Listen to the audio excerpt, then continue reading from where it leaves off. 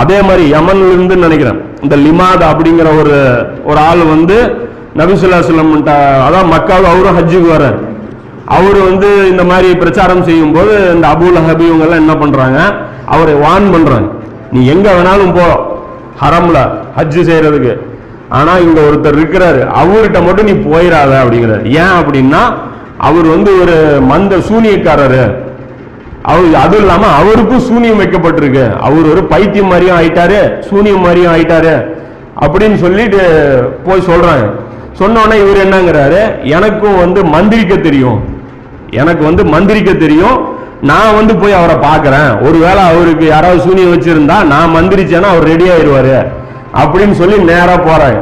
நேரா போய் ரசூலுல்லாஹ் போய் சந்திச்ச உடனே ரசூலுல்லாஹ் என்ன சொல்றாங்க, அந்த பயானம் ஆரம்பிக்கும் போது ஒரு துவா சொல்லுவோம்ல, மையஹதில்லாஹு வமையுதில்லா, அந்த வார்த்தையை வந்து நபி ஸல்லல்லாஹு அலைஹி வஸல்லம் சொல்றாங்க. அவர்கிட்ட சொன்ன உடனே சொல்றாரு, மறுபடியும் சொல்லுங்க அப்படிங்கிறாரு.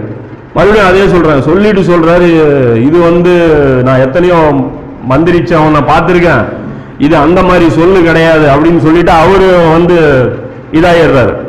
அதுக்கப்புறம் நபி ஸல்லல்லாஹு அவரு என்ன பண்றாரு, தன்னுடைய கூட போய் இஸ்லாத்தை ஏத்துக்கிறார். அதுக்கப்புறம் பின்னாடி ஒரு காலகட்டத்தில் இவர் லிமாதுடைய அந்த ஊரை வந்து நபி ஸல்லல்லாஹு அலைஹி வஸல்லம் கடந்து போறாங்க.